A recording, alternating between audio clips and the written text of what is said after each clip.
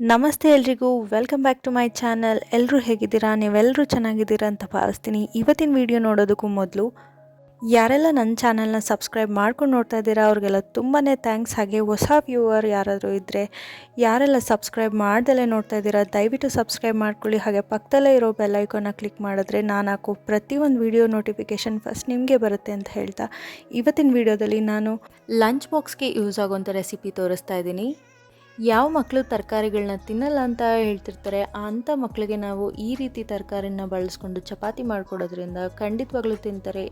ಇಲ್ಲಿ ನಾನು carrot puree ಬಳಸ್ಕೊಂಡು ಚಪಾತಿ ಮಾಡ್ತಾಯಿದ್ದೀನಿ. ಚಪಾತಿ ಹಿಟ್ಟಿಗೆ ನಾವು ಕ್ಯಾರೆಟ್ನ ಪ್ಯೂರಿ ಮಾಡಿಕೊಂಡು ಅದಕ್ಕೆ ಸ್ವಲ್ಪ ಉಪ್ಪು ಮತ್ತು ಎಣ್ಣೆ ಸೇರಿಸ್ಕೊಂಡು ಚೆನ್ನಾಗಿ ನಾದಿ ಮಿಕ್ಸ್ ಮಾಡಿಕೊಂಡು ಸ್ವಲ್ಪನೇ ನೀರು ಸೇರಿಸ್ಕೊಂಡು ಮಿಕ್ಸ್ ಮಾಡ್ಕೋತಾ ಇದ್ದೀನಿ. ಇದೇ ರೀತಿ ಕ್ಯಾರೆಟ್ನ ಬದಲಾಗಿ ಬೀಟ್ರೂಟ್ ಕೂಡ ಯೂಸ್ ಮಾಡ್ಬೋದು, ಹಾಗೆ ಪಾಲಕ್ನ ಯೂಸ್ ಮಾಡ್ಬೋದು, ಅದ್ರ ಜೊತೆಗೆ ಮೆಂತ್ಯ ಸೊಪ್ಪು ಬರುತ್ತಲ್ಲ ಅದನ್ನು ಕೂಡ ಯೂಸ್ ಮಾಡ್ಬೋದು.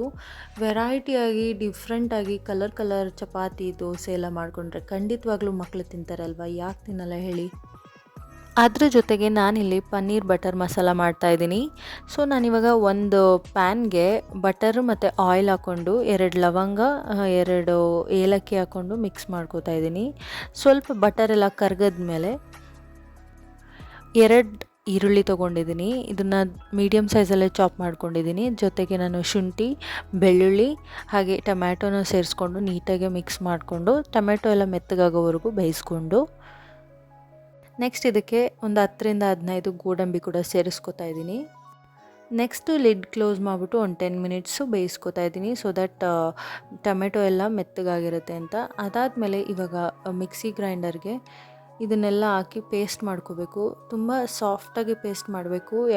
ನಾವೇನು ಆನಿಯನು ಮತ್ತು ಟೊಮ್ಯಾಟೊನ ಫ್ರೈ ಮಾಡ್ಕೊಂಡಿದ್ವಿ ಅದನ್ನೆಲ್ಲ ತಣ್ಣಗಾದಮೇಲೆ ಮಿಕ್ಸಿ ಮಾಡ್ಕೊಳ್ಳಿ, ಇಲ್ಲಾಂದರೆ ಜಾರ್ ಖಂಡಿತವಾಗ್ಲೂ ಹಾಳಾಗುತ್ತೆ. ನೋಡಿದ್ರಲ್ಲ ಆ ಕನ್ಸಿಸ್ಟೆನ್ಸಿ ಬರೋವರೆಗೂ ಫೈನ್ ಪೇಸ್ಟ್ ಮಾಡ್ಕೊಳ್ಳಿ.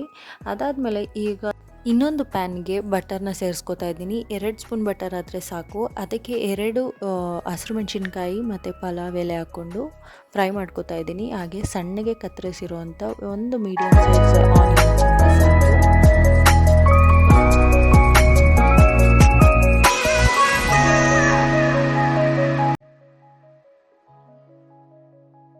ಈಗ ಎಲ್ಲ ರೀತಿ ಪೌಡರ್ಗಳನ್ನ ಆ್ಯಡ್ ಮಾಡ್ಕೋತಾ ಇದ್ದೀನಿ. ಅಂದರೆ ಅರಿಶಿನದ ಪುಡಿ, ಖಾರದ ಪುಡಿ, ಗರಂ ಮಸಾಲ ಮತ್ತು ಧನಿಯಾ ಪುಡಿ ಹಾಗೆ ಉಪ್ಪನ್ನು ಸೇರಿಸ್ಕೊಂಡು ಕ್ಲೀನಾಗಿ ಮಿಕ್ಸ್ ಮಾಡ್ಕೋತಾ ಇದ್ದೀನಿ. ಈ ಟೈಮಲ್ಲಿ ನಾವೇನು ಪೇಸ್ಟ್ ಮಾಡ್ಕೊಂಡಿದ್ವಿ ಅದನ್ನು ಆ್ಯಡ್ ಮಾಡಿಕೊಂಡು ಒಂದು 10 ಮಿನಿಟ್ಸ್ವರೆಗೂ ಲಿಡ್ ಕ್ಲೋಸ್ ಮಾಡಿ ಬಾಯ್ಲ್ ಮಾಡ್ಕೋಬೇಕು.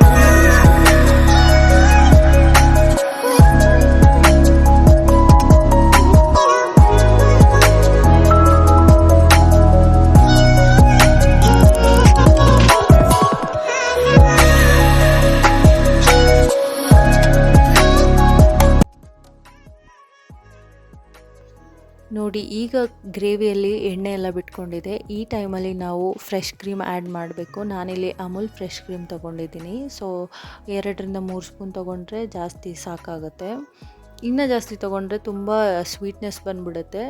ಸೊ ಇಷ್ಟು ಸಾಕು. ಅದಾದಮೇಲೆ ನಾನು ದಪ್ಪಗೆ ಕಟ್ ಮಾಡ್ಕೊಂಡಿರೋಂಥ ಪನ್ನೀರ್ ಆ್ಯಡ್ ಮಾಡ್ಕೋತಾ ಇದ್ದೀನಿ. ಇವಾಗಲೂ ಕೂಡ ಲಿಡ್ ಕ್ಲೋಸ್ ಮಾಡಿ 10 ಮಿನಿಟ್ಸ್ ಬೇಯಿಸ್ಕೋಬೇಕು. ಯಾಕಂದರೆ ಪನ್ನೀರ್ಗೆ ನಾವು ಹಾಕಿರೋ ಮಸಾಲೆ ಕೂಡ ಬೆರ್ಕೋಬೇಕು. ಅದಾದಮೇಲೆ ಲಾಸ್ಟಲ್ಲಿ ಕಸ್ತೂರಿ ಮೆಥಿ ಆ್ಯಡ್ ಮಾಡಿಕೊಂಡು ಈ ಗ್ರೇವಿನ ಕಂಪ್ಲೀಟ್ ಮಾಡ್ಕೋತಾ ಇದ್ದೀನಿ. ತುಂಬಾ ಫ್ಲೇವರ್ಫುಲ್ಲಾಗಿ ಟೇಸ್ಟಿಯಾಗಿ ಬಂದಿತ್ತು ಅಂತ ಹೇಳ್ಬೋದು. ನಾವೆಲ್ಲ ಯೂಶ್ವಲಾಗಿ ರೆಸ್ಟೋರೆಂಟ್ಸಲ್ಲೆಲ್ಲ ಯಾವ ರೀತಿ ತಿಂದಿರ್ತೀವಿ ಟೇಸ್ಟಿಯಾಗಿ, ಅದೇ ರೀತಿ ಬಂದಿತ್ತು ಅಂತ ಹೇಳ್ಬೋದು. ಗ್ರೇವಿ ಎಲ್ಲ ಕಂಪ್ಲೀಟ್ ಆದಮೇಲೆ ಚಪಾತಿ ಮಾಡೋಕ್ಕೆ ರೆಡಿ ಮಾಡ್ತಾಯಿದ್ದೀನಿ. ನಾನು ಯಾವುದೇ ರೀತಿ ಸ್ಟ್ಯಾಂಡಲ್ಲೆಲ್ಲ ಮಾಡೋದಿಲ್ಲ, ಸ್ಲ್ಯಾಬ್ ಮೇಲೆ ಮಾಡ್ಕೋತೀನಿ. 2-3 ಸತಿ ಸೋಪ್ ಹಾಕಿ ತೊಳ್ಕೊಂಡು ಕ್ಲೀನಾಗಿ ಒರೆಸ್ಕೊಂಡು ಅದ್ರ ಮೇಲೇ ಮಾಡ್ಕೋತೀನಿ.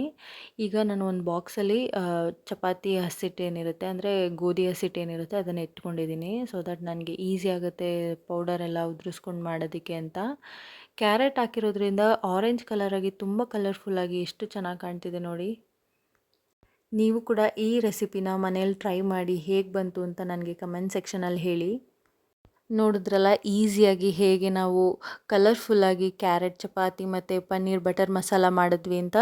ನಿಮಗೂ ಕೂಡ ಈ ರೆಸಿಪಿಗಳೆಲ್ಲ ಇಷ್ಟ ಆಗ್ತಿದ್ರೆ ಪ್ಲೀಸ್ ಒಂದು ಲೈಕ್ ಮಾಡಿ, ಹಾಗೆ ಸಬ್ಸ್ಕ್ರೈಬ್ ಕೂಡ ಮಾಡ್ಕೊಳ್ಳಿ. ಮತ್ತು ನೆಕ್ಸ್ಟ್ ವಿಡಿಯೋದಲ್ಲಿ ನಾನು ನಿಮಗೆ ಯಾವ್ಯಾವ ರೆಸಿಪಿ ಟ್ರೈ ಮಾಡ್ಬೋದು ಅಂತ ನನಗೆ ಕಮೆಂಟ್ ಸೆಕ್ಷನಲ್ಲಿ ಕೇಳಿ. ನಾನು ಕೂಡ ನೀವು ಹೇಳೋ ರೆಸಿಪಿಗಳನ್ನ ಟ್ರೈ ಮಾಡೋಕ್ಕೆ ಪ್ರಯತ್ನ ಪಡ್ತೀನಿ.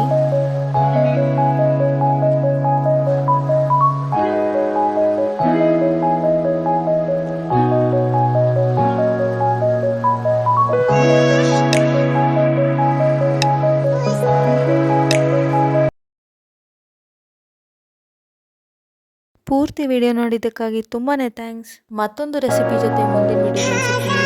ಬಾಯ್ ಬಾಯ್.